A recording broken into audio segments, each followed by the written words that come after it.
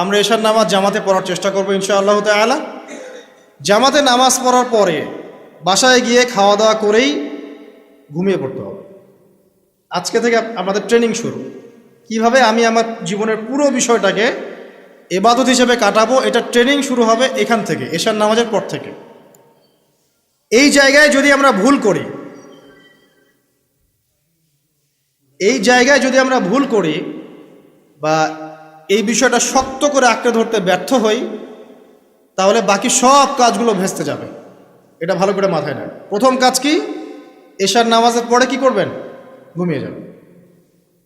এখন এশার নামাজের পরে যদি খাবার খান, তারপরে কিছুক্ষণ পড়াশোনা করে হাঁটাহাঁটি করে ঘুমাবেন, কারণ খাবার খাওয়ার সাথে সাথেই বিছানায় যাওয়া উচিত নয়। আর যদি এশার নামাজের আগেই রাতের খাবার খেতে পারেন, তাহলে সবচেয়ে বেশি ভালো। এইটাই সুন্নাহসম্মত, এশার নামাজের আগেই রাতের খাবার খেয়ে ফেলা, মাগরিব থেকে এশার মধ্যেই রাতের খাবার খেয়ে ফেলা, তারপরে মসজিদে এসে নামাজ পড়ে বাসায় গিয়ে ঘুমানো, এটা সবচেয়ে বেস্ট। এখন ঘুমানোর আগে কি করবেন? ঘুমানোর আগে আপনি প্রথমত পড়বেন আয়াতুল কুরসি। আয়াতুল কুরসি কোনটা? আল্লাহু লা ইলাহা ইল্লা হুয়াল হাইয়ুল কাইয়্যুম লা তাখুযুহু সিনাতুন ওয়া লা নাওম, এখান থেকে লাহু মা ফিস সামাওয়াতি ওয়া মা ফিল আরদি মান যাল্লাযী ইয়াশফাউ ইনদাহু ইল্লা বিইذনিহি ইয়ালামু মা বাইনা আইদিহিম ওয়া মা খালফাহুম ওয়া লা ইউহিতুনা বিশাইইন মিন ইলমিহি ইল্লা বিমা শাআ ওয়াসি'a কুরসিয়ুহুস সামাওয়াতি ওয়াল আরদ ওয়া লা ইয়াউদুহু হিফযুহুমা ওয়া হুয়াল আলিয়্যুল আযীম। সূরা বাকারার আয়াত নাম্বার 255। সূরা বাকারার আয়াত নাম্বার 255 হচ্ছে আয়াতুল কুরসি। ঘুমানোর আগে আয়াতুল কুরসি পড়বেন বিছানায় গিয়ে। তারপরে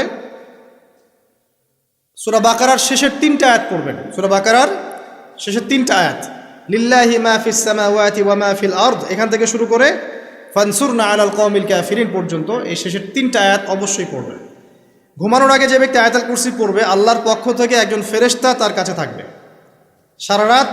এই ফেরেশতা ওই ব্যক্তিকে পাহারা দেবে ইনশাআল্লাহ। কোনো বিপদ আপদ তাকে স্পর্শ করবে না ইনশাআল্লাহ তাআলা।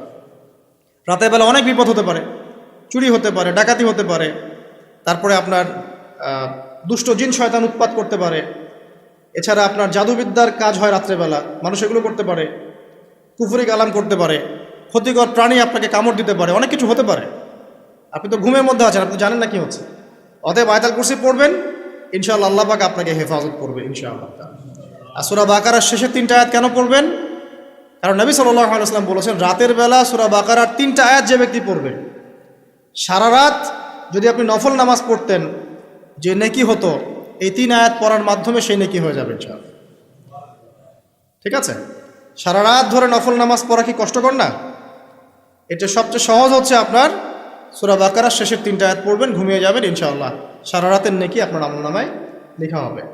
এগুলো শুধু বললেই হবে না আর শুনলেই হবে না, আমল করতে হবে কবে থেকে? ইনশাআল্লাহ আজকে থেকে। আল্লাহ পাক সবাইকে আমল করার তৌফিক দান করুন, আমিন। এরপর কি করবেন? এরপর 3 কুল পড়বেন। কয় কুল? 3 কুল। কোনটাকে 3 কুল বলে? বিসমিল্লাহির রহমানির রহিম, কুল হুয়াল্লাহু আহাদ এটা একটা, কুল আউযু বিরাব্বিল ফালাক এটা একটা, কুল আউযু বিরাব্বিন নাস এটা একটা। এই 3টা সূরা কার মুখস্থ নাই? এমন কেউ কি আছে যে এই 3টা সূরা মুখস্থ নাই? আছে? যদি থাকে তার গলায় দড়ি দেওয়া উচিত। যদি এমন কেউ থেকে থাকে মুসলিম সমাজে যার এই 3 কুল মুখস্থ নাই, তার গলায় দড়ি দেওয়া উচিত লজ্জায়। আত্মহত্যা করতে উৎসাহিত করছি না।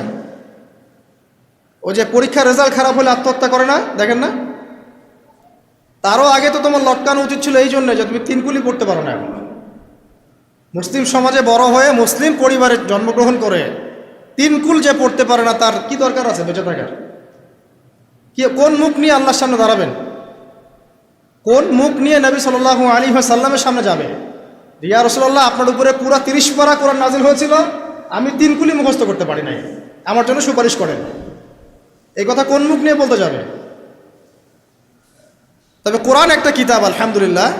একজন হিরোইন খোরও দেখবেন সূরা ফাতিহা পড়তে পারে, তাই না? একজন হিরোইন খোরকেও দেখবেন সূরা ফাতিহা বলতে পারে। কোরআনের মুজিজা, সবার মনের মধ্যে আল্লাহ পাক কোরআন ঢুকিয়ে দিবেন। তবে চেষ্টা থাকতে হবে না?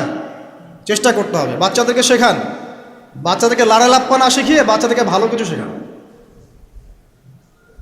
নাহলে এইসব সন্তানরা, এইসব যুবক যুবতীরা বড় হয়ে যে ফিল্ম স্টারদের পিছনে দৌড়াবে, পর্ন স্টারদের পিছনে দৌড়াবে, বিদেশ থেকে কোনো মেয়ে যদি বাংলাদেশে আসে নাচতে, এদেরকে দেখতে টিকিট কাটতে যাবে 12,000 15,000 টাকা দিয়ে। সুসন্তান মানুষ করে যান, কুলাঙ্গার প্রজন্ম জন্ম দিয়ে কি দরকার? এর চেয়ে বাচ্চা নেওয়ারই দরকার নাই। যদি বাচ্চা কাচ্চা এভাবেই মানুষ করবেন তাহলে নেওয়ারই দরকার নাই ভাই। বন্ধা থাকেন, বিয়েই করার দরকার নেই আপনার। বাচ্চা তো মানুষ করতে পারছেন না। আল্লাহ পাক আমাদেরকে বোঝার তৌফিক দেন। 3 কুল পড়ে ঘুমাবেন। 3 কুলের মধ্যে একটা সূরা ইখলাস, একটা সূরা ফালাক, একটা সূরা নাস। কি হবে এটা পড়লে? নবী সাল্লাল্লাহু আলাইহি ওয়াসাল্লাম বলছেন দৃশ্য বা অদৃশ্য, মানে যা দেখা যায় যা দেখা যায় না, এই দৃশ্য অদৃশ্যের জগতের কোনো ক্ষতি তাকে স্পর্শ করবে না। প্রোটেকশন, আল্লাহর পক্ষ থেকে প্রোটেকশন। আর এটা যখন রাতে পড়বেন তখন এভাবে পড়বেন, একবার সূরা ইখলাস কুল হুয়াল্লাহু আহাদ, তারপর সূরা ফালাক কুল আউযু বিরাব্বিল ফালাক, তারপর সূরা নাস কুল আউযু বিরাব্বিন নাস পড়ে 2 হাত একত্রিত করে ফু দিবেন, দিয়ে মাথা থেকে নিয়ে এভাবে পুরো মাথা থেকে নিয়ে পুরো বডি এভাবে মাসাজ করবেন এভাবে। ঠিক আছে? এটা 3 বার করবেন, একবার না। একবার করবেন আরেকবার 3 বার। এরপরে পড়বেন সূরা কাফিরুন। কোন সূরা? কুল ইয়া আইয়ুহাল কাফিরুন লা আ'বুদু মা তা'বুদুন। এই সূরাটা পড়বেন লাকুম দীনুকুম ওয়ালিয়া দীন পর্যন্ত। কি হবে? আল্লাহর রাসূল সাল্লাল্লাহু আলাইহি ওয়াসাল্লাম বলছেন যে রাতের বেলা ঘুমানোর আগে কেউ যদি সূরা কাফিরুন তেলাওয়াত করে ঘুমিয়ে যায়, আল্লাহ পাক ওই ব্যক্তিকে শিরকের পাপ থেকে মুক্ত রাখবে ইনশাআল্লাহ। আমি অনেক লেকচারে বলেছি, আবার বলছি যে যত মানুষ জাহান্নামে যাবে, হাজারে যে 999 জন মানুষই জাহান্নামে যাবে, তাদের আমলনামার মূল পাপটা হচ্ছে শিরক। কথা বুঝতে পারছেন? এই যে হাজারে যে পুরো 99% মানুষ জাহান্নামে যাচ্ছে, এটা তো হাদিস। তার মধ্যে যারা জাহান্নামে যাবে তাদের আমলনামায় সবচেয়ে কমন যে পাপটা থাকবে সেটা হলো কি? শিরকের পাপ। কারণ শিরক ছাড়া আল্লাহ পাক যে কোনো পাপ তওবা করলেই যাকে ইচ্ছা মাফ করে দিতে পারেন। শিরকরত অবস্থায় কোনো মানুষ যদি মারা যায় তাহলে সে ব্যক্তি জাহান্নামে যাবে, এটাই চূড়ান্ত। ইল্লা মাশাআল্লাহ। তো সূরা কাফিরুন যদি আপনি তেলাওয়াত করেন, আল্লাহ পাক আপনাকে শিরক থেকে বাঁচাবেন। শিরক সম্পর্কে বিস্তারিত জানার জন্য আপনি পড়েন কিতাবুত তাওহীদ। কোন বই? কিতাবুত তাওহীদ। এই বইটাকে পড়েন, দেখবেন এখানে শিরকের সমস্ত বিষয়গুলো লেখা আছে। কোন কোন কাজ করলে শিরক হয়, কোন কোন কথা বললে শিরক হয়, কি চিন্তা করলে শিরক হয়। মনে রাখেন, এই যুগে সবচেয়ে বেশি যে পাপে মানুষ ডুবে আছে এটা হলো শিরকের পাপ। শুধু শিরক নিয়ে আমি আলাদা লেকচার দিব ইনশাআল্লাহ, কারণ এখন শিরকের আলোচনা শুরু করলে আর প্রোডাক্টিভ মুসলিম আলোচনা করতে পারবো। এটা এত ডিটেলস একটা সাবজেক্ট। মনে রাখবেন, শিরক চিন্তায় হয়, কথায় হয় এবং কাজে হয়। এই 3 শ্রেণীর শিরকের বিস্তারিত বিবরণ দেওয়া আছে কিতাবুত তাওহীদ নামক একটা বই, বাজারে কিনতে পাওয়া যায়, পড়ে দেখবেন। আর কি? রাতের বেলা শোয়ার আগে পড়বেন 33 বার সুবহানাল্লাহ, 33 বার আলহামদুলিল্লাহ এবং 34 বার আল্লাহু আকবার। আল্লাহর পক্ষ থেকে আপনার শরীরে শক্তি আসবে। এটা যারা নিয়মিত আমল করে, আল্লাহর পক্ষ থেকে তাদের শরীরে শক্তি আসে। হ্যাঁ, কারণ এইটা রাসূল সাল্লাল্লাহু আলাইহি ওয়াসাল্লাম কাকে শিখিয়ে দিয়েছেন? তার মেয়ে ফাতিমা রাদিয়াল্লাহু আনহাকে। ফাতিমা রাদিয়াল্লাহু আনহা এবং আলী রাদিয়াল্লাহু আনহু, তারা দুজন গিয়েছেন আল্লাহ রাসূলের দরবারে, গিয়ে বলেছেন আমাদেরকে একজন দাসী বা দাস দিন। বাসার অনেক কাজ আমরা করতে পারি না, লাগে না কাজের মানুষ। নবী সাল্লাল্লাহু আলাইহি ওয়াসাল্লাম বলছেন যে আমি কি তোমাদেরকে এমন কিছু শিখিয়ে দিব যেটা তোমাদের এই দাসের অভাব পূরণ করে দিবে, প্রয়োজন হবে না? অবশ্যই শিখিয়ে দিন।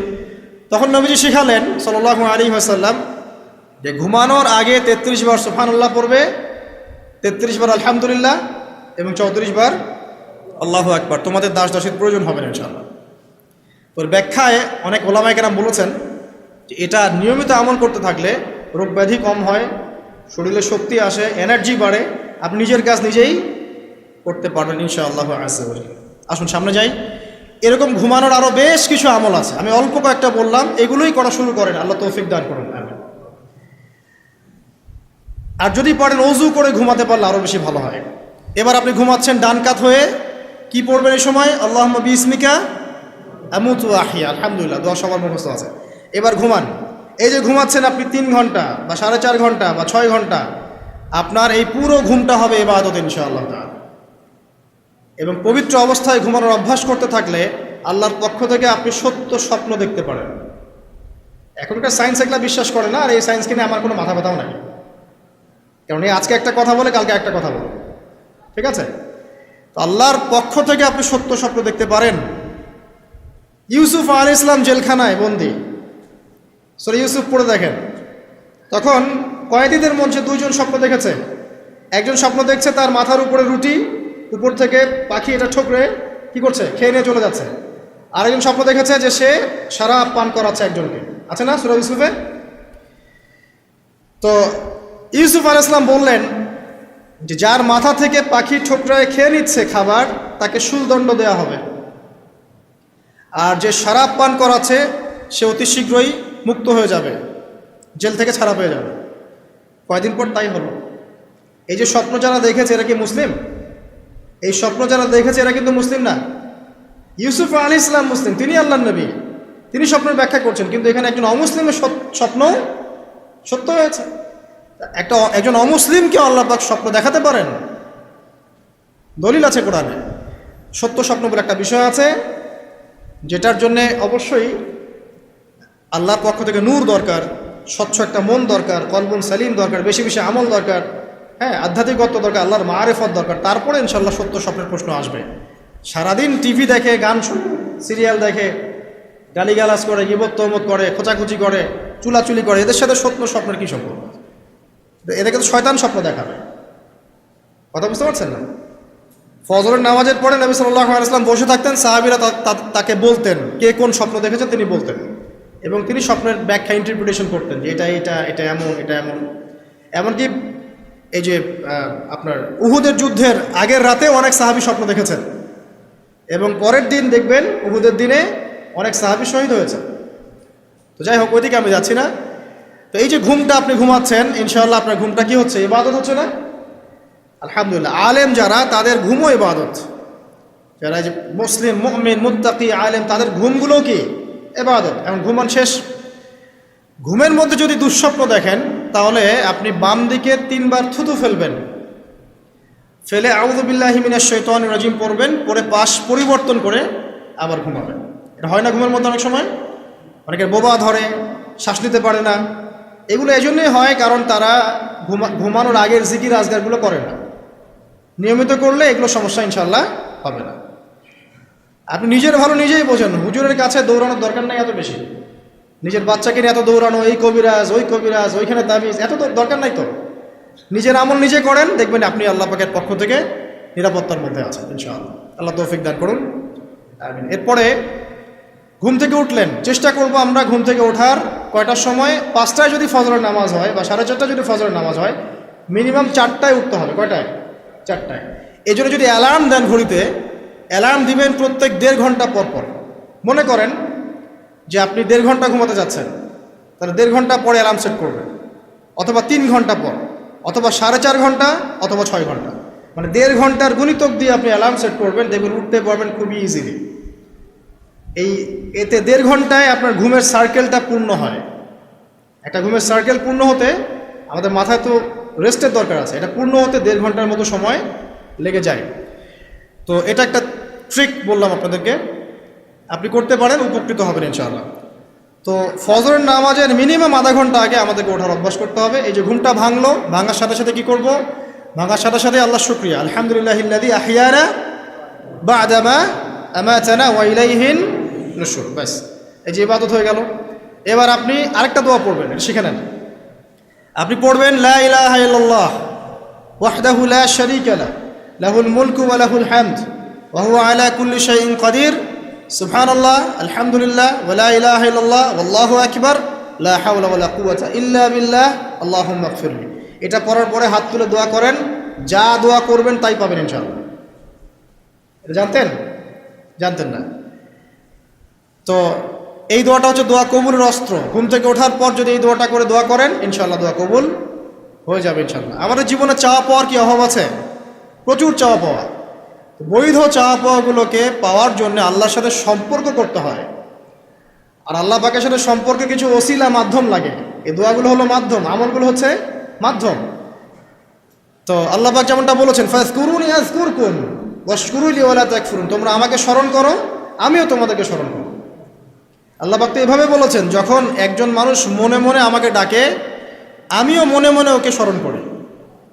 মনে করেন আপনি মনে মনে আল্লাহকে বলছেন, আল্লাহ আমি অসুস্থ, আমাকে শেফা দাও, বা আমার রিজিকের টেনশন আছে, আমার রিজিকের টেনশন দূর করে দাও, আল্লাহ আমাকে হেফাজত করো, আল্লাহ আমাকে দিনের জ্ঞান দাও, তোমার আনুগত্য করার তৌফিক দাও। এই যে মনে মনে আপনি আল্লাহকে ডাকছেন, নিঃসন্দেহে ওই মুহূর্তে আল্লাহ পাক আপনাকে স্মরণ করছে।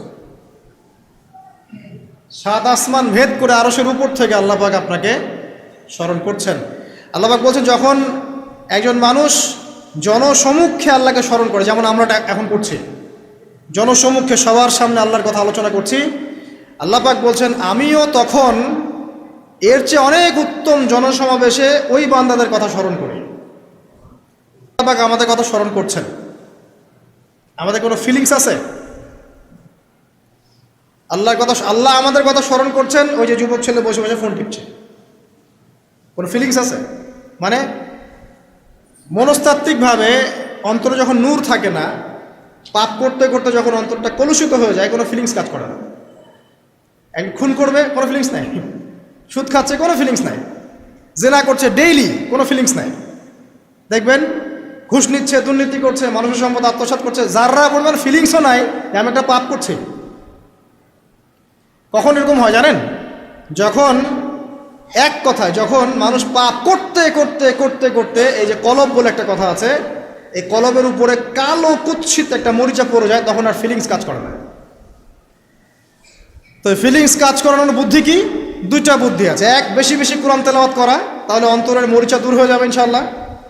আর 2 হচ্ছে বেশি বেশি মৃত্যুর কথা স্মরণ করা, তাহলে মনের মধ্যে যে কালিমাগুলো আছে আস্তে আস্তে দূর হবে ইনশাআল্লাহ। মৃত্যুর কথা কে স্মরণ করে? এখন মানুষ তো চলাফেরা করে এমনভাবে যে কোনোদিন মরবেই না। কে স্মরণ করে? যে টেবিলের তল দিয়ে ঘুষ নিচ্ছে, ও স্মরণ করে মৌতের কথা? যে মেয়েটা বোরখা পরে যে ডেটিং করে বেড়াচ্ছে, জেনা করে বেড়াচ্ছে, ও কি মৃত্যুর কথা স্মরণ করে? যে ছেলেটা এখনকার যুব সমাজের বেশিরভাগই মাদকের সাথে সম্পৃক্ত, গার্লফ্রেন্ড বয়ফ্রেন্ড অ্যাফেয়ার্সে আছে, হ্যাঁ, টিকটক প্রজন্ম, আড্ডাবাজি করে সময় কাটায়, গুন্ডামি করে, মাস্তানি করে, এর মৌতের কোনো ফিকির আছে?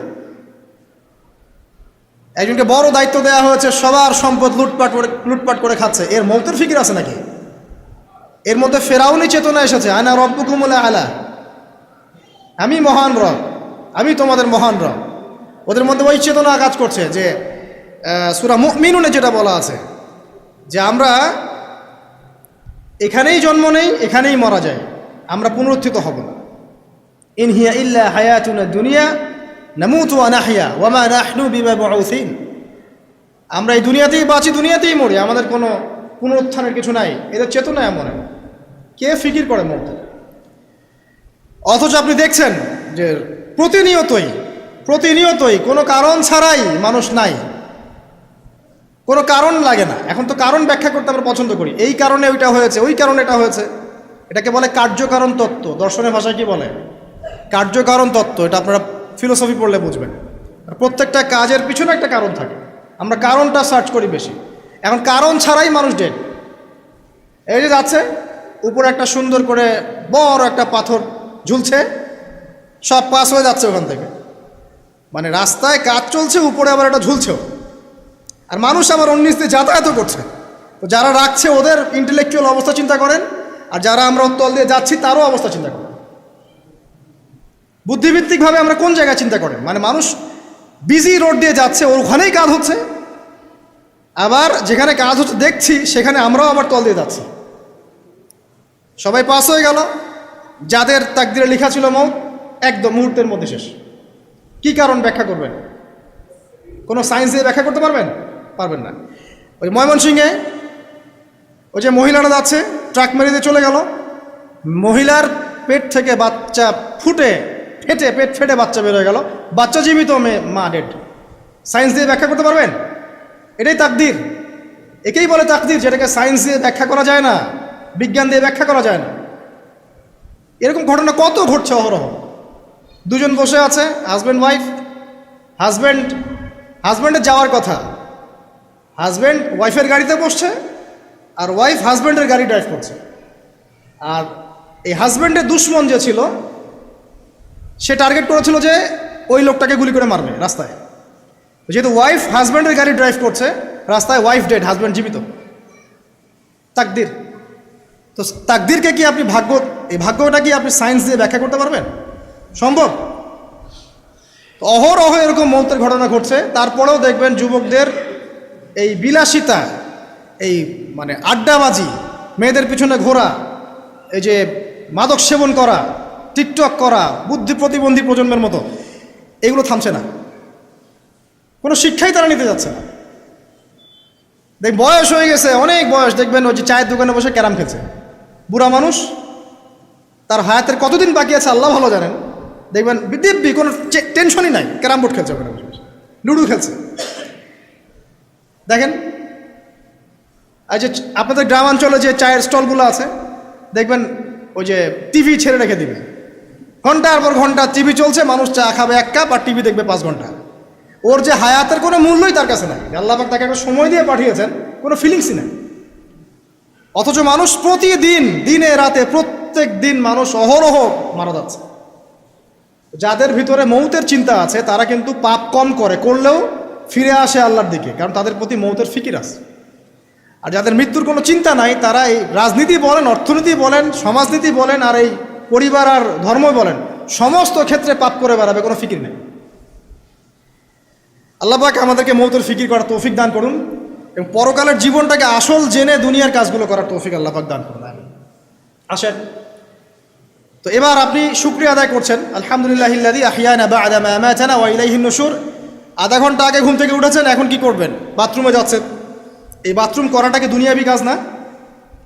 এই কাজটা ইবাদত হবে যদি আমি ঢোকার সময় বাম পা দিয়ে ঢুকি আর বলি, কি বলি? আল্লাহুম্মা ইন্নী আউযু বিকা মিনাল খুবসি ওয়াল খাবাইস। এখন বাথরুম করতে আপনার 10 মিনিট লাগুক আর 15 মিনিট লাগুক আর 5 মিনিট লাগুক, এই পুরো সময়টা নেকি পাবে না। সুবহানাল্লাহ। আর কি চাই? বের হব, এখন বের হওয়ার সময় কি বলবো? গুফরানাকা, নেকি পাচ্ছেন। একটা দোয়া আছে, আলহামদুলিল্লাহিল্লাযী আযহাবা আনিল আযান ওয়া আফানি গুফরানাকা। এবার আপনি ওযু করবেন। ওযুটা ধীর স্থিরভাবে করবেন, তাড়াহুড়া করবেন না। ওযুর প্রত্যেকটা অঙ্গ প্রত্যঙ্গ 3 বার করে ধোয়ার চেষ্টা করবেন। শুধু মাথা মাসে হবে কয়বার? 1 বার। ওযু করার পরে আপনি হাত তুলে আল্লাহর কাছে দোয়া করুন। ওই সময়টা কখন? রাত 4টা থেকে 4:30 বাজে, তাই না? তার মানে আল্লাহ রাব্বুল আলামিন এখন প্রথম আসমানে আছেন। কিভাবে আল্লাহ পাক আছেন সেটা আল্লাহর উপর ছেড়ে দেন। আমাদের এটা নিয়ে ব্যাখ্যা করার দরকার নাই, চিন্তাও করার দরকার নেই। আল্লাহ পাক বলেছেন আমি নেমে আসি, বাস নেমে আসি। এত বেশি বুদ্ধিজীবী হওয়ার দরকার নেই। খুব বেশি বুদ্ধিজীবী হয়ে গেলে আবার মানুষ খেয়ে হারিয়ে ফেলেন। অত দরকার নাই, শুনেছি মেনেছি, ব্যাস যথেষ্ট। আল্লাহ পাক নেমে আসেন, কি বলেন? আল্লাহ বলেন যে কেউ কি আছো আমার কাছে কিছু চাইবে, আমি দিব। কেউ কি আছো যে আমাকে ডাকবে, আমি তোমার ডাকে সাড়া দেব। কেউ কি আছো আমার কাছে কোনো কিছু দোয়া করবে, হ্যাঁ হাজত আছে, আমি পূরণ করে দেব। এভাবে আল্লাহ পাক ফজর পর্যন্ত বলতেই থাকেন, বলতেই থাকেন, বলতেই থাকেন। বলেন তো আমাদের কোনো ফিকির আছে? আমরা সবাই ঘুমাই কয়টায়? হয় 1টায়, নাহলে 2টায়, নাহলে 3টায়, ম্যাক্সিমাম এখনকার। আমি যে বিষয়টা নিয়ে কথা বলছি এটা খুবই কঠিন। 9টা থেকে 10টার মধ্যে বা 11টার মধ্যে ঘুমাতে হবে, এটা খুবই কঠিন বিষয় এখনকার জেনারেশনের কাছে। এর জন্য প্রথম যে কাজটা সেটা হলো রাত্রেবেলা স্মার্টফোন আর চালানো যাবে। এশার নামাজ শেষ, ফোন একদম ডয়ারে লক করে রাখতে হবে। কিচ্ছু করার নাই। এটা না করতে পারলে আপনি ঘুমাতে পারবেন না, ঘুমাতে পারবেনই না। এবং এরপর দিনে আসছি, তখন বলছি দিনে কিছু কাজ আছে। দিনের কাজগুলো যদি আমরা ঠিকঠাক মতো করি তাহলে রাতে তাড়াতাড়ি ঘুম আসবে ইনশাআল্লাহ। যদি না করি তাহলে ঘুম আসবে না। তো শেষ রাতে আল্লাহ পাক আসমানে নেমে আসেন, প্রথম আসমানে, এবং এই আহ্বান করতে থাকেন। তাই ওই সময় ওযু করার পরেই আপনি হাত তুলে আল্লাহর কাছে দোয়া করা শুরু করেন। আপনার যত চাওয়া পাওয়া আছে আল্লাহর কাছে ঢেলে দেন, ইনশাআল্লাহ আল্লাহ রাব্বুল আলামিন আপনাকে খালি হাতে ফেরাবেন না ইনশাআল্লাহ। আল্লাহ পাক তো এমন করে বলেছেন যে কেউ হাত তুলেছে আল্লাহর কাছে আর আল্লাহ পাক সেটাকে খালি ফিরিয়ে দিবেন, এটাতে আল্লাহ লজ্জা বোধ হয়। কথা বুঝতে পারছেন? আমাদের যাদের অনেক সম্পদ আছে বা সামর্থ্য আছে এবং মন আছে বড়, তাদের কাছে যখন কেউ সাহায্য চায় আপনার খালি ফিরাইতে লজ্জা লাগে না? আপনার মনে হয় না যে চাইলো এত করে কিভাবে না করে ফিরাই? আছে না এমন মানুষ? আছে না? আসলে দান সৎকা করার জন্য সম্পদ লাগে না, দান সৎকা করার জন্য মন লাগে। কি লাগে? মন লাগে। দেখবেন অনেক কোটিয়াল আছে মানুষ, দান সৎকা করতে পারে না, জাকাতই তো দেয় না, দান সৎকা করবে কি? বাংলাদেশে যত কোটিপতিগুলো আছে সবার থেকে জাকাত নেওয়া শুরু করলে এদেশে কোনো দারিদ্রতা বলে কিছু থাকবে না ইনশাআল্লাহ, থাকবেই না। এটাই বাস্তব। কে উদ্ধার করবে সেই টাকা? ইমাম মাহাদি আসলে করবেন ইনশাআল্লাহ, ঈসা ইবনে মারিয়াম আসলে করবেন ইনশাআল্লাহ। তখন কে যাকাত না দিয়ে পার পায় তাই দেখা যাবে। একটা ব্যক্তি পাওয়া যাবে না যাকাত না দিয়ে পার পায়। অবশ্য তখন এমন একটা যুগ আসবে যে মানুষ যাকাতের টাকা নিয়ে ঘুরবে, কিন্তু নেওয়ার মতো মানুষ নাই, সবাই স্বচ্ছল। আল্লাহ পাক সেই সুদিন ফিরায় আনুক, আমিন। যেটা বলছিলাম যে সৎকা করার জন্য মন লাগে, আপনার টাকা লাগে না। এখন আসেন, কেউ যদি আমাদের কাছে এভাবে চায়, আমরা খালি ফিরাতে লজ্জাবোধ করি। আল্লাহ পাক বলছেন যে আমার কাছে যখন বান্দা কিছু চায়, তার হাতটাকে আমি খালি ফিরাই দেবো, এটাতে আমি লজ্জাবোধ করি। দোয়া করলে কয়েকটা বিষয়ের একটা হবেই, হয় আপনি সাথে সাথে সেটা পাবেন, না হলে একটু দেরিতে পাবেন, না হলে আল্লাহ পাক সেটা জমা করে রাখবেন পরকালের জন্যে। পরকালে যখন আপনি দাঁড়াবেন আল্লাহর সামনে, আল্লাহ বলবেন দুনিয়াতে তুমি এই এই বিষয়গুলো চেয়েছিলে, আমি দুনিয়াতে দেই নাই, পরকালে তোমার জন্য সঞ্চিত রেখেছি, এখন না। তখন মানুষ কি বলবো জানেন? আমরা বলবো যে আল্লাহ দুনিয়াতে কিছুই যদি না পাইতাম, আজকেই সব দিত, তাহলেই হতো। তো বেশি বেশি দোয়া করার অভ্যাস তৈরি করেন, বেশি বেশি দোয়া করেন। দোয়াই ইবাদত, আর দোয়া হুয়াল ইবাদা, দোয়াই ইবাদত। দোয়া করতে থাকেন, ইনশাআল্লাহ দেখবেন আল্লাহর সাথে আপনার সম্পর্ক গাঢ় হবে। যার সাথে আল্লাহর সম্পর্ক যত বেশি গাঢ় হবে, ইনশাআল্লাহ সে তত বেশি পরকালের বাসিন্দা হবে, দুনিয়ার বাসিন্দা কম হবে। আল্লাহ পাকে নূর এবং মারিফত সে অর্জন করতে পারবে ইনশাআল্লাহ তাআলা। এবারে আমরা কি করব? এবার মিনিমাম 2 রাকাত নামাজ পড়ার চেষ্টা করেন। রাতের সালাত 2 রাকাত করে আপনি 2, 4, 6, 8, 10, 12, 20 পড়তেই থাকতে পারেন, কোনো সমস্যা নেই। কিন্তু মিনিমাম 2 রাকাত নামাজ তাহাজ্জুদ আপনি পড়ার চেষ্টা করেন। পড়া যাবে না? আর নামাজটাকে তাড়াহুড়া করবেন না, কাইন্ডলি আল্লাহর ওয়াস্তে তাড়াহুড়া করবেন। রিল্যাক্সে কেরাত করেন, রুকুতে সময় দেন, সেজদায় সময় দেন, 2 সেজদার মাঝখানে সময় দেন, শেষ বৈঠকে দোয়াগুলো করেন, তারপর ধীর স্থিরভাবে সালাম ফিরান, হাত তুলে দোয়া করেন, সময় দেন। কারণ আমি কি বলছি, সূরা জারিয়াতে 56 নম্বর আয়াতে আল্লাহ পাক বলেছেন দুনিয়াতে পাঠিয়েছি শুধু আল্লাহর ইবাদত করার জন্য। তো যে কারণে এসেছি, এটাতে এত তাড়া কিসের? অনেক মসজিদে নামাজ পড়লে মনে হয় ইমাম সাহেবকে বলি যে আপনার কি পেশাব পায়খানার চাপ নিয়ে নামাজ পড়ান? এমন অনেক মসজিদে নামাজ পড়েছি, মনে হয় যে ইমাম সাহেবকে ডেকে একটু কানে কানে বলি যে ভাই আপনার কি পেশাব পায়খানার চাপ আছে? মানে 4 রাকাত নামাজ 3 মিনিটের শেষ, 4 রাকাত নামাজ 4 মিনিটের শেষ, এত তাড়াহুড়ার কি আছে? হ্যাঁ, জামাতে নামাজ সংক্ষিপ্ত করতো, তাই বলে কি এত সংক্ষিপ্ত নাকি? রুকু করার টাইম পাওয়া যায় না, সেজদা করার টাইম পাওয়া যায় না? তোরা নামাজে ধীর স্থিরতা এবং খুশুটা খুব ইম্পর্টেন্ট। নামাজে কোথায় হাত বাঁধলেন এটা নিয়ে তর্ক না করে, নামাজের একাগ্রতা, মনোযোগ কতটুকু আসছে এটা নিয়ে তর্ক করেন। ভিতরের রুহটাই আসল, আধ্যাত্মিকত্বটাই আসল। হ্যাঁ, একজন ভাই হাত বেঁধেছে মনে করেন এখানে, কেউ বেঁধেছে এখানে, এটা নিয়ে ঝগড়া করেন। দেখেন নামাজে কতটুকু ফোকাস, মনোযোগ কতটুকু থাকছে, কতটুকু নামাজে আপনি দোয়া করতে শিখছেন, সেজদায় আল্লাহকে পাইতে শিখছেন। নামাজ পড়ে কি ফিল হচ্ছে যে আমি আল্লাহর সাথে কথা বলছি, আল্লাহ আমার কথা শুনছেন?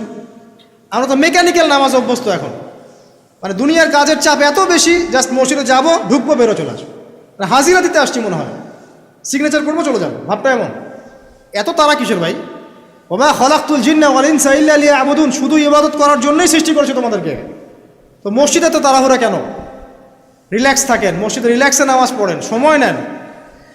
ফজরের নামাজ পড়ার আগে আপনি বাসার থেকে 2 রাকাত সুন্নত পড়ে আসতে পারেন, এটা আরেকটা ভালো আমল। কারণ নবী সাল্লাল্লাহু আলাইহি ওয়াসাল্লাম সুন্নত নামাজগুলো কি করতেন? বাসায় পড়তেন।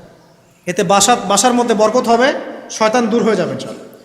এই যে তাহাজ্জুদ আপনি 2, 4, 8, 10 যত পারেন পড়েন, মিনিমাম 2 রাকাত পড়েন, ধীর স্থিরভাবে পড়েন। নামাজ শেষ করে আবার আল্লাহর কাছে দোয়া করেন, দেখবেন যে ইনশাআল্লাহ আপনার দোয়া কবুল হবে। আর দোয়া যে কবুল হয় এটা আপনি নিজেই বুঝতে পারবেন, নিজেই বুঝবেন, কারো কাছে যাওয়া লাগবে না। এবার ফজরের সালাতের সময় হয়ে গেল, আজান হচ্ছে, আজানের জবাব দিব, দিয়ে ব্যাস হেঁটে হেঁটে মসজিদ, প্রত্যেক পদক্ষেপ হেঁটে যাব আর দোয়া করব। কি দোয়া করব? যে আল্লাহ আমাকে নূর দান করুন। কি দান করুন? আল্লাহুম্মা ইজআল ফি কলবি নূরা ওয়া ফি লিসানি নূরা ওয়া ফি সামঈ নূরা ওয়া ফি বাসরি নূরা ওয়া আন ইয়ামিনি নূরান ওয়া আন শিমালি নূরান ওয়া মিন ফাওকি নূরা ওয়া মিন তাহতি নূরা আল্লাহুম্মা ইজআল ফি নাফসি নূরা। মানে এর অর্থ হচ্ছে আল্লাহ আপনি আমার ডানে বামে সামনে পিছনে শরীরে আত্মায় দেহে সবখানে আল্লাহ আপনার নূর দান করুন। নূর কেন? কারণ দুনিয়ার মধ্যে অনেক অন্ধকার, অন্ধকার না? সব জাহিলিয়াতের অন্ধকার। এখানে পথ চলতে হলে নূর লাগবে, আলো লাগবে। এটা কে দিবে? আল্লাহ দিবে। কবর বড় অন্ধকার, ওখানে থাকতে হলে ভালোভাবে কি লাগবে? আলো লাগবে। হাসরের মাঠ অন্ধকার, ওখানে ভালোভাবে থাকতে হলে কি লাগবে? আলো লাগবে। এই জন্যে নামাজে যাওয়ার সময় অন্ধকার সময় এই দোয়াগুলো করতে হয়। আর তার আগে একটা কথা বলতে ভুলে গেছি, বাসা থেকে যে বের হচ্ছেন তখন কি পড়বেন? কি পড়বেন? বিসমিল্লাহি তাওয়াক্কালতু আলাল্লাহ ওয়ালা হাওলা ওয়ালা কুওয়াতা ইল্লা বিল্লাহ। এটা পড়ে বের হলে শয়তান দূরে চলে যাবে, ফেরেশতা আপনার কাছে চলে আসবে। এবার নামাজে আসলাম, জামাতের সাথে নামাজ পড়বেন, ফজরের নামাজ, এবং ফজরের সালাতের কেরাতটা লম্বা করার চেষ্টা করবেন। এটা সুন্নাত, ফজরের সালাতের কেরাত লম্বা করা সুন্নাত। এবং নামাজ শেষ হওয়ার সাথে সাথেই উঠে চলে যাবেন না, নামাজ শেষ এবার আপনি ওখানে বসে থাকবেন, বসে বসে জিকির আজগারগুলো করবেন। কি কি জিকির করবেন আমি কয়েকটা আপনাদেরকে শিখিয়ে দিচ্ছি, বাকিগুলো আপনারা কিতাব থেকে শিখে নেবেন। সালাম ফিরানো শেষ, প্রথমে একবার আল্লাহু আকবার, তারপর 3 বার আস্তাগফিরুল্লাহ আস্তাগফিরুল্লাহ আস্তাগফিরুল্লাহ। এরপরে পড়বেন আল্লাহুম্মা আনতাস সালাম ওয়া মিনকাস সালাম তাবারাকতা ইয়া যাল জালালি ওয়াল ইকরাম পড়বেন। তারপরে আল্লাহুম্মা আইন্নি আলা যিকরিক ওয়া শুকরিকা ওয়া হুসনি ইবাদাতিক। এরপরে পড়তে পারেন আয়াতুল কুরসি, যেটা একটু আগে বলেছি, তাসবিহাত সুবহানাল্লাহ আলহামদুলিল্লাহ আল্লাহু আকবার 33 33 33, পরে কালিমা শাহাদা, অথবা 10 10 10ও পড়ার দলিল আছে। এরপরে পড়বেন সুবহানাল্লাহি ওয়া বিহামদিহি আদাদা খালকিহি ওয়া রিদা নাফসিহি ওয়া জিনাতা আরশিহি ওয়া মিদাদা কালিমাতিহি 3 বার, এটা 3 বার। তারপর 3 কুল 3 বার করে, সূরা ইখলাস 3 বার, ফালাক 3 বার, নাস 3 বার, সূরা হাশরের শেষ 3 আয়াত একবার। এরপরে পড়বেন সাইয়্যিদুল ইস্তিগফার, মানে সমস্ত ইস্তিগফারের শ্রেষ্ঠ ইস্তিগফার। এটা কোনটা? কোনটা? আল্লাহুম্মা আনতা রাব্বি লা ইলাহা ইল্লা আনতা খালাকতানি আনা আবদুক ওয়া আনা আলা আহদিক ওয়া ওয়া'দিক মাসতাতা'তু আউযু বিকা মিন শাররি মা সানা'তু আবুউ লাকা বিনি'মাতিকা আলাইয়া ওয়া আবুউ বিযানবি ফাগফিরলি ফাইন্নাহু লা ইয়াগফিরু যুনুবা ইল্লা আনতা। এটা যে পড়বে সকালে পড়ে যদি রাতের মধ্যে মারা যায় জান্নাত ইনশাআল্লাহ, আবার সন্ধ্যায় পড়ে যদি সকালের আগে মারা যায় জান্নাত ইনশাআল্লাহ। এত বড় অস্ত্র, এত বড় একটা সুযোগ। এরপরে পড়বেন আমার পছন্দের কয়েকটা, আউযু বিকালিমাতিল্লাহি তাম্মাতি মিন শাররি মা খালাক 3 বার। এটা যদি আপনি পড়েন আপনি দৃশ্য অদৃশ্যের ক্ষতি থেকে বেঁচে থাকবেন ইনশাআল্লাহ। দুষ্ট জিন শয়তানও আপনার কোনো ক্ষতি করতে পারবে না ইনশাআল্লাহ। আর একটা খুবই শক্তিশালী দোয়া আছে, সেটা হলো বিসমিল্লাহিল্লাযী লা ইয়াদুররু মা ইসমিহি শাইউন ফিল আরদ ওয়ালা ফিস সামা ওয়া হুয়াস সামিউল আলিম, 3 বার করে। এইটা যে পড়বে, এই যে জিন বলেন, ভূত বলেন, যে পেতনি বলেন, যেগুলো আমরা ভয় পাই, ঠিক আছে, চোখ লাগা বলেন, বদনজর বলেন, যা যা আছে, হিংসুকের হিংসা, কোনো কিছুই আপনার কোনো ক্ষতি করবে না ইনশাআল্লাহ। এবং ইনশাআল্লাহ আপনি হঠাৎ মৃত্যুবরণ থেকে বেঁচে থাকবেন ইনশাআল্লাহ, হঠাৎ মৃত্যুবরণ থেকে। এটা কিন্তু সবার জন্য নিয়ামত না, এটা সবার জন্য নিয়ামত না। তারপরে আসেন, এরপর পড়বেন 10 বার লা ইলাহা ইল্লাল্লাহু ওয়াহদাহু লা শারীকা লাহু লাহুল মুলক ওয়া লাহুল হামদ ওয়া হুয়া আলা কুল্লি শাইইন কাদির। এটা 10 বার পড়লেও হবে। আর যদি 100 বার পড়তে পারেন তাহলে আপনার চেয়ে বেশি নেকি কেউই অর্জন করতে পারবে না। যদি 100 বার এই দোয়াটা কেউ পড়ে সারাদিনে, লা ইলাহা ইল্লাল্লাহু ওয়াহদাহু লা শারীকা লাহু লাহুল মুলক ওয়া লাহুল হামদ ওয়া হুয়া আলা কুল্লি শাইইন কাদির, ওই দিন শয়তান তার কাছে আসবে না। 100 গুনাহ আমলনামা থেকে কেটে দেওয়া হবে, 100 নেকি লিখে দেওয়া হবে, এবং আল্লাহর কাছে দিন শেষে একটা তালিকা পেশ করা হয়, আজকের দিনে কে কি আমল করেছে, এই তালিকায় তার নাম দেখবেন সবার আগে আছে। ওই ব্যক্তির নামও থাকতে পারে যে 100 বারের চেয়ে বেশি পড়েছে, তখন তার নাম আগে চলে যাবে, এর নামটা পরে চলে আসবে। কথা বুঝতে পারছেন? মিনিমাম 100 বার পড়তে পারলে খুব ভালো হয়, যদি না পড়েন কমপক্ষে কয়বার? 10 বার। আসেন, এরপরে পড়বেন 10 বার দরুদ শরীফ, আল্লাহুম্মা সাল্লি আলা মুহাম্মদ ওয়া আলা আলি মুহাম্মদ, যেটা আছে দরুদ ইব্রাহিম, এটা পড়তে পারেন, অথবা ছোট করে পড়তে পারেন আল্লাহুম্মা সাল্লি ওয়া সাল্লিম আলা নবীনা মুহাম্মদ, এটা পড়লেও হবে, অথবা আল্লাহুম্মা সাল্লি আলা মুহাম্মদ ওয়া সাল্লিম, এতটুকু পড়লেও ইনশাআল্লাহ হক আদায় হয়ে যাবে। 10 বার যে ব্যক্তি দরুদ পড়ে সকালে সন্ধ্যায়, নবী সাল্লাল্লাহু আলাইহি ওয়াসাল্লাম তার জন্য পরকালে সুপারিশ করবেন ইনশাআল্লাহ। যদি আমরা নবীজির সুপারিশ পেতে চাই, দরুদের কোনো বিকল্প নাই, বেশি বেশি দরুদ পড়তে থাকেন, তার সুন্নাহ অনুসরণ করেন, বেশি বেশি দরুদ পড়তে থাকেন, মিনিমাম সকালে 10 বার, সন্ধ্যায় 10 বার, ইনশাআল্লাহ আল্লাহ নবী সুপারিশ করবেন ইনশাআল্লাহ তাআলা। আরেকটা আছে রাদিতু বিল্লাহি রাব্বান ওয়া বিল ইসলামি দীনান ওয়া বি মুহাম্মাদিন সাল্লাল্লাহু আলাইহি ওয়াসাল্লাম নবিয়্যা। এর একটা বড় ফজিলত আছে। কি ফজিলত? যে ব্যক্তি এই দোয়াটা সকাল সন্ধ্যায় 3 বার করে পড়ে, কিয়ামতের মাঠে আল্লাহ পাকের উপর হক হয়ে যাবে, ওয়াজিব হয়ে যাবে, আল্লাহ ওই ব্যক্তিকে সন্তুষ্ট করে দেবেন ইনশাআল্লাহ। সন্তুষ্ট করে দিবেন মানে কি? ইনশাআল্লাহ সে জান্নাতে যাবে। আরেকটা আছে, এটা বলে শেষ করি, হাসবি আল্লাহু লা ইলাহা ইল্লাহু আলাইহি তাওয়াক্কালতু ওয়া হুয়া রাব্বুল আরশিল আযীম। এটা পড়তে হবে 7 বার। কয়বার? 7 বার। তাহলে কি হবে? আপনার দুনিয়া আখিরাতের যে চাওয়া পাওয়াগুলো আছে, এর জন্য আল্লাহ পাকই আপনার জন্য যথেষ্ট হয়ে যাবে ইনশাআল্লাহ, কাউকে লাগবে না। এইগুলা ফরজ নামাজ মানে ফজরের নামাজ জামাতে পড়ার পরে বসে বসে এইগুলো করতে থাকবেন। যদি দোয়া আগে করা হয়, নামাজে মোনাজাত যেটা হচ্ছে আমাদের সমাজে, এটা যদি আগে করে ফেলা হয়, তাহলে দোয়ার পরে বসে থাকবেন, বসে বসে এগুলো করতে থাকবেন। যদি পড়েন, ইশরাকের নামাজটা পড়ে মসজিদ থেকে বের হতে পারে। ইশরাকের নামাজ মানে ফজরের সূর্য উঠে যাওয়ার পরে 2 রাকাত নফল পড়ে যে ব্যক্তি যাবে বাসায়, মানে প্রথমে ফজরের নামাজ জামাতে পড়েছে, জিকির আজগার করেছে, ইশরাকের সময় হয়েছে, নামাজ পড়ে বের হলো, এই ব্যক্তির আমল নামায় একটা কবুল হজের নেকি দেওয়া হবে, একটা কবুল উমরার নেকি দেওয়া হবে ইনশাআল্লাহ। এগুলো খুবই সহজে আমল করা যায়। এরপরে আপনি বাসায় ফিরে গিয়ে বা মসজিদেই কোরআন তেলাওয়াত করবেন। আমরা কোরআন তেলাওয়াত করব। কোরআন তেলাওয়াত করবেন 1 পারা, 1 পারা পারেন না অর্ধেক পারা, অর্ধেক পারা পারেন না 5 পৃষ্ঠা, 5 পৃষ্ঠা পারেন না কমপক্ষে 1 পৃষ্ঠা পারবেন না, 1 পৃষ্ঠা করে হলেও প্রতিদিন কোরআন তেলাওয়াত করতে হবে। পারবেন না ইনশাআল্লাহ? প্রত্যেক হরফে 10 নেকি পাবেন। কোরআন আপনার পক্ষে সুপারিশ করবে ইনশাআল্লাহ, এবং এই কোরআন আপনাকে ছায়া দিবে, সূরা বাকারা আলে ইমরানের মতো ছায়া দিবে কিয়ামতের মাঠে। এবং এটা নবী সাল্লাল্লাহু আলাইহি ওয়াসাল্লাম যেটা বলেছেন, আল কোরআন হুজ্জাতুন লাকা ওয়া আলাইক, এটা তোমার পক্ষে সাক্ষী দিবে অথবা বিপক্ষে সাক্ষী দিবে। তো কোরআন তেলাওয়াত করবেন। এরপরে আমরা কি করি? আমরা হয়তো যে যার মতো চলে যাই, কেউ স্কুলে চলে যান, নাস্তা করেন। আচ্ছা, নাস্তার আগে একটা কথা বলি। সকালে নাস্তা করবেন এমনভাবে যে, এখনকার ডক্টররাও বলেন এই কথাটা, সকালবেলা একটু বেশি খেতে হয়, সকালবেলা একটু বেশি হেভি ফুড নিতে হয়, দুপুরে তার চেয়ে একটু কম, রাতে আরও কম। আর আমাদেরটা উল্টা, কিন্তু সকালে অল্প একটু, দুপুরে একদম বিশাল, রাতের বেলা আরও বিশাল, নাকি? তো নিয়মটা হচ্ছে এই যে, সকালে খেতে হয় বেশি, সারাদিন আপনাকে কাজ করতে হবে, সকালে আপনাকে বেশি হাইজেনিক ভালো ফুড খেতে হবে, দুপুরে তার চেয়ে একটু কম, আর রাতে তার চেয়ে কম। এভাবে খেতে পারলে প্রফিটিক খাওয়া হবে ইনশাআল্লাহ। আর খাবার আমাদের সুন্নাহ মতো খাওয়ার দরকার নেই, নবী সাল্লাল্লাহু আলাইহি ওয়াসাল্লামের সুন্নাহ মতো খাই। আমাদের সুন্নাহটা কেমন? আমরা 7 পেট খাই। কয় পেট? 7 পেট। যদি পেটের মধ্যে কিছু জায়গা ফাঁকা থাকে, সেটাও কিছু মিষ্টি দিয়ে ঢুকায় সাবার করে ভর্তি করতে হবে। এটা চ্যালেঞ্জ, পেটটা ভর্তি করতে হবে।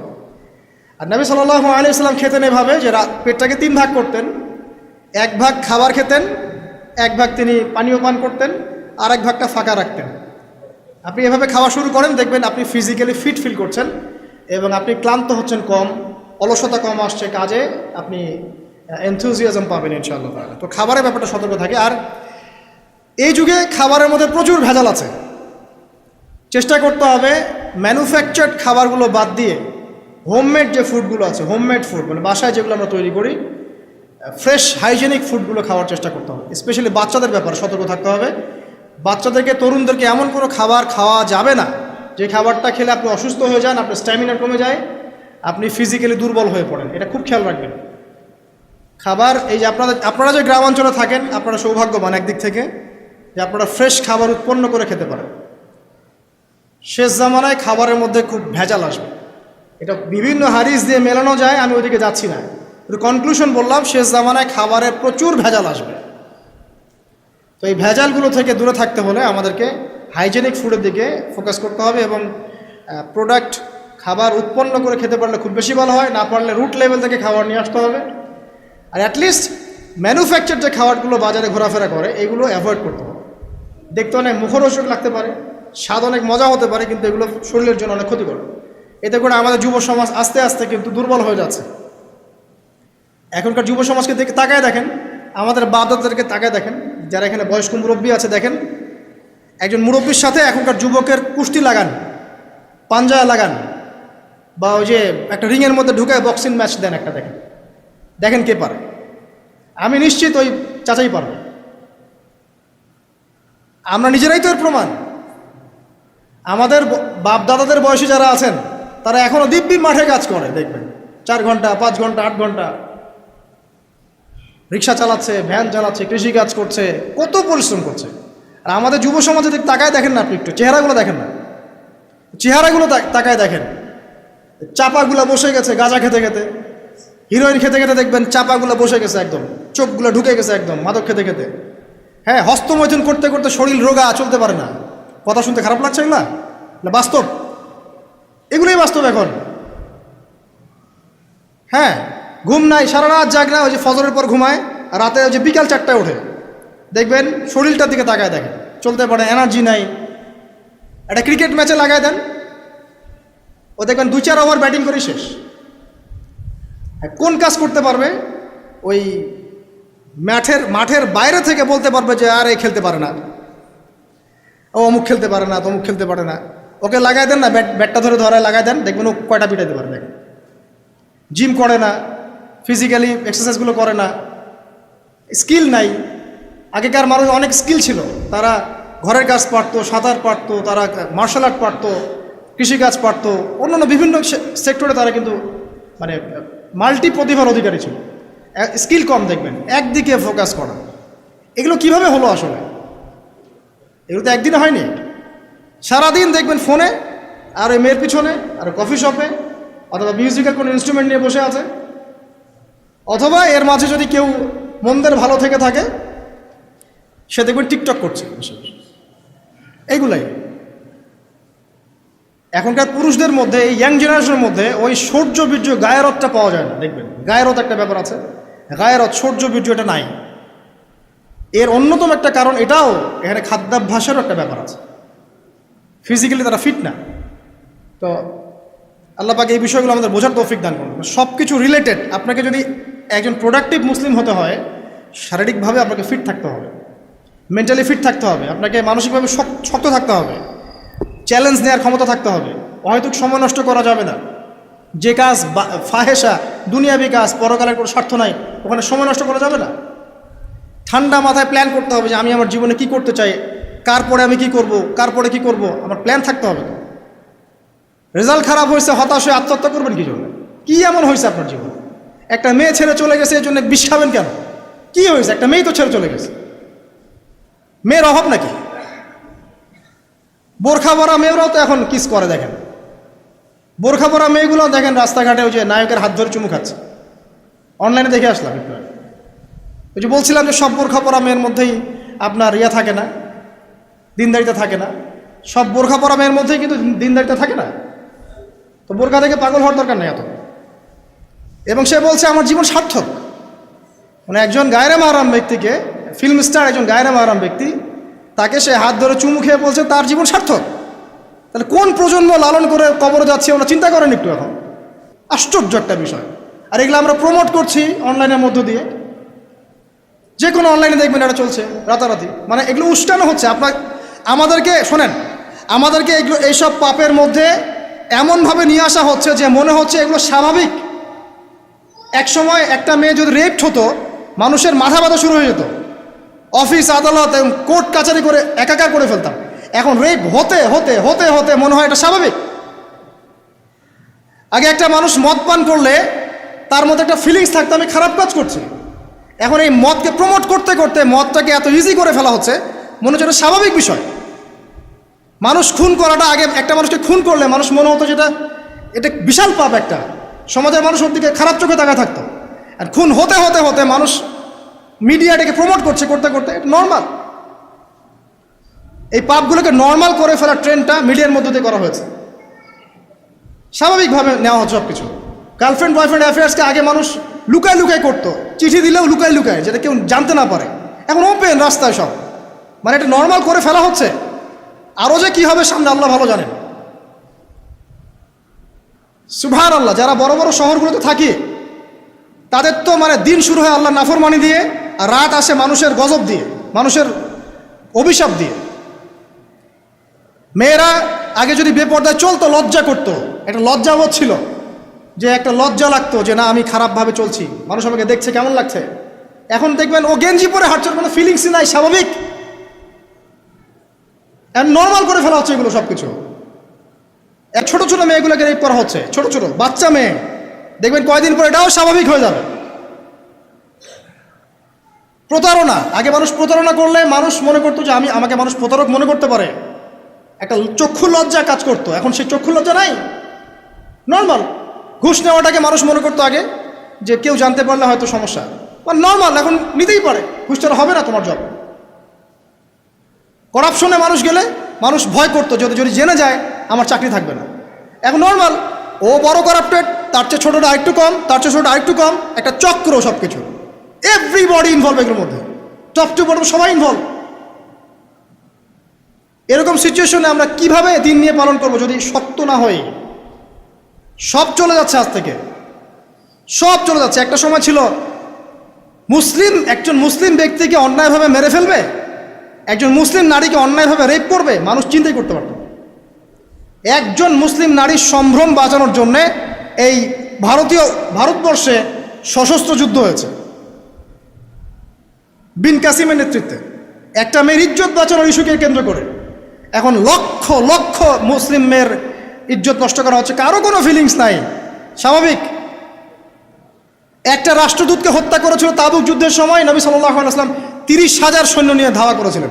এত বড় সাহস, আমার রাষ্ট্রদূতকে হত্যা করো? এখন সারা বিশ্বে লক্ষ লক্ষ মুসলিম হত্যা করা হচ্ছে, কারো কোনো ফিলিংস নাই। মানে আমি বুঝাতে যাচ্ছি আপনাদেরকে, সব কিছুকে নর্মাল করে ফেলা হয়েছে। কয়দিন পর দেখবেন ছেলে নর্মালি বিয়ে করে ফেলবে। দেখেন এখন একটু চক্ষু লজ্জায় কাজ করে যে আমি সমকামী, মানুষ কি মনে করবে? আস্তে আস্তে দেখবেন এমন সময় আসবে ও মনে করবে যে নর্মাল। সব কিছুকে এই মিডিয়ার মধ্যে দিয়ে নর্মাল করা হচ্ছে। এসব মিডিয়াগুলো ইউজ করা থেকেও দূরে থাকা উচিত। আল্লাহ পাক আমাদেরকে হেফাজত করুন, আমিন। আসুন, ফজরের সালাতের কথা বলছিলাম, আমি অনেক দূরে চলে গেছি। চাষ্ট পড়েন, ফজরের নামাজ পড়েন, সময়টা কাজে লাগান। আমি বলছি সময়গুলোকে কাজে লাগান। ফজরের পর খাওয়া দাওয়া করবেন, রাসূলের সুন্নাহ মতো খান, ইবাদত হবে ইনশাআল্লাহ। এরপরে আপনি কিছুটা সময় এক্সারসাইজ করেন, খেলেন, মাঠে গিয়ে খেলেন, কোনো সমস্যা নাই। ওই টিকটক চালানোর চাইতে, পর্ন দেখার চাইতে মাঠে গিয়ে খেলেন। মাঠে ফুটবল খেলেন আধা ঘন্টা, বা ক্রিকেট খেলেন, বা এমন কোনো খেলা খেলেন যে খেলাটাতে আপনার শারীরিক কসরত হচ্ছে, তাও খেলেন। অথবা এগুলোতে সুযোগ না থাকলে আপনি চলে যান জিমে গিয়ে জিম করেন, ফিজিক্যালি কাজ করেন। অথবা মাঠে গিয়ে আপনার বাবাকে সাহায্য করেন, আপনার বাবা যে গেছে মাঠে তাকে সাহায্য করেন। আল্লাহ পাক আমাদেরকে তৌফিক এনায়েত করুন, আমিন। ফিজিক্যালি ফিট থাকার চেষ্টা করা হোক। এরপরে আসেন, সকাল 10টার দিকে যখন চলে আসবো আমরা, তখন আমরা চেষ্টা করব 2 রাকাত চাশতের নামাজ পড়ার জন্য, বা সলাত দুহা যেটাকে বলা হয়। সলাত দুহা যে ব্যক্তি পড়বে তার রিজিকে আল্লাহর পক্ষ থেকে বরকত নেমে আসবে ইনশাআল্লাহ। এরপর কি করবেন? এরপর আমরা হয় কেউ যাব স্কুলে, কেউ কলেজে, কেউ হয়তো অফিসে, কেউ ব্যবসায়। আর আমরা এখন সবাই আমাদের এক কর্মক্ষেত্রে যাব। যারা শিক্ষাক্ষেত্রে যাব স্টুডেন্ট হিসেবে, তারা চেষ্টা করব কি, আমরা চেষ্টা করব যে আমরা যে জ্ঞানটা অর্জন করছি এই জ্ঞানটাকে যেন ইসলামের কল্যাণে কাজে লাগাতে পারে। আপনি জেনারেল লাইনেই পড়েন আর মাদ্রাসা লাইনেই পড়েন, একই নসিহত। আর যারা মাদ্রাসা লাইনে পড়বেন, সকালবেলা উঠে মাদ্রাসায় যাবেন, তারা নিঃসন্দেহে আল্লাহর বাছাইকৃত বান্দা, সৌভাগ্যবান বান্দা। তাদের উচিত হবে না দিনের জ্ঞানটাকে দুনিয়ার জন্য ব্যয় করা। তাদের উপর বেশি দায়িত্ব পড়তে হবে যে তারা যেন দিনের জ্ঞানটাকে দিয়ে আল্লাহর জমিনে দিনটার প্রচার এবং প্রসার ঘটায়। আল্লাহ পাক তাদেরকে কবুল করুন, আমরা দোয়া করি। তো পড়াশোনা করতে যারা যাব আমরা এই চিন্তা করে যাব। যারা পড়াতে যাব তারাও চিন্তা করব যে এমন কিছু শেখাবো যেটা শিখলে আমার স্টুডেন্টের পরকালটা টিকবে, দুনিয়াতেও কল্যাণ হবে, পরকালটাও টিকবে ইনশাআল্লাহ। জেনারেল নলেজগুলো খুব ইম্পর্টেন্ট। ইসলামিক নলেজগুলোর সাথে সাথে আমাদেরকে অবশ্যই ইংরেজি বলেন, সায়েন্স বলেন, এই যে আপনার ম্যাথামেটিক্স বলেন, পলিটিক্যাল সায়েন্স বলেন, জিও পলিটিক্স বলেন, ইকোনমিক্স বলেন, মেডিকেল সায়েন্স বলেন বা ইঞ্জিনিয়ারিং বলেন, এগুলো পড়তে হবে, জানতে হবে। না জানলে আমরা কি করব? আমরা কিন্তু বহির্বিশ্ব থেকে ছিটকায় চলে আসবো, আমরা কিন্তু ওদেরকে চ্যালেঞ্জ করতে পারবো না। তো এই জন্য কোরআন সুন্নাহর জ্ঞানের সাথে এই জ্ঞানগুলোও লাগবে। অতএব যে যেখানে পড়াশোনা করছেন অনেস্টির সাথে পড়াশোনা করেন, আপনার জ্ঞানটাকে ইসলামের কল্যাণে কাজে লাগানোর চেষ্টা করবেন ইনশাআল্লাহ। এটা গেল এডুকেশন সেক্টর। যারা আমরা ব্যবসায় যাব, রাতে তাহাজ্জুদ পড়েছি, ফজর জামাতে পড়েছি, ইশরাক পড়েছি, এখন কি ব্যবসায় গিয়ে মাপে কম দিব? ওখানে ইবাদত নাই? ওখানে ব্যবসায় মাপে কম দেওয়া যাবে না। ওখানে গিয়ে কি আমি মাল মজুত করব? ওখানে গিয়ে কি আমি মালের মধ্যে পণ্যে ভেজাল দিব, মিশাবো? একজন সৎ এবং অনেস্ট ব্যবসায়ী, নবীজি বলছেন সাল্লাল্লাহু আলাইহি ওয়াসাল্লাম, একজন সৎ এবং অনেস্ট ব্যবসায়ী কিয়ামতের মাঠে নবীদের সাথে থাকবে ইনশাআল্লাহ। আর যারা মাপে ভেজাল দিবে, পণ্যে ভেজাল দিবে, অন্যকে ঠকাবে, নবীজি বলছেন মান গাশশানা ফালাইসা মিন্না, যে ব্যক্তি মানুষের সাথে ধোঁকাবাজি করে, প্রতারণা করে, মাপে কম দেয়, ঠকায়, মজুত করে, জনগণকে কষ্ট দেয়, গভর্নমেন্টকে চাপে ফেলে, এরা আমাদের উম্মতের অন্তর্ভুক্ত। অতএব ব্যবসা করলেই যে পার পেয়ে যাবে এমন নয়। ব্যবসা করতে হবে করার মতো আমানতদারিতার সাথে। অবশ্যই মাপ ঠিক রাখতে হবে, মজুতদারি করা যাবে না, আমাদের পণ্যে ভেজাল মিক্স করা যাবে না, কৃত্রিম সংকট তৈরি করা যাবে না। এগুলো যদি করেন তাহলে আপনার নাম যেমন উম্মতে মুহাম্মাদি থেকে কাটা পড়ে যায়, দুনিয়াতে আল্লাহর পক্ষ থেকে দুইটা আযাব আসে। এক হচ্ছে ওই জনগণের মধ্যে, ওই জনসমষ্টির মধ্যে দুর্ভিক্ষ নেমে আসতে পারে এবং বৃষ্টিপাত বন্ধ হয়ে যেতে পারে। আরেকটা হচ্ছে ওই জনগণের উপরে জালেম শাসককে আল্লাহ পাক চাপিয়ে দিবেন।